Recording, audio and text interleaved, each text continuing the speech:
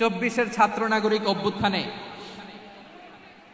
এই অভ্যুত্থান যখন শুরু হয় আমি তখন সাউথ আফ্রিকাতে একটা স্ট্যাটাস দিয়েছিলাম, গোটা নয় গোটা দেশ সংস্কার করা লাগবে।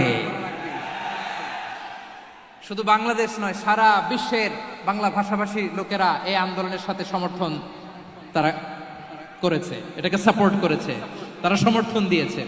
আমাদের ইউনাইটেড আরব আমিরাতের বাংলাদেশি ভাইয়েরা তারা সেখানে রাস্তায় নেমে এসেছিল, জানেন?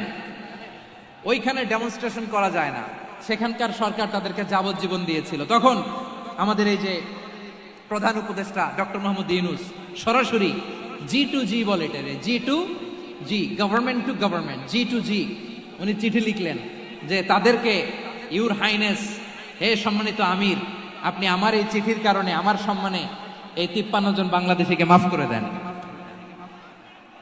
এই চিঠির বদৌলতে বেকসুর খালাস পেয়ে গিয়েছিল আমাদের ভাইরা, জানেন না এই ঘটনা আপনারা?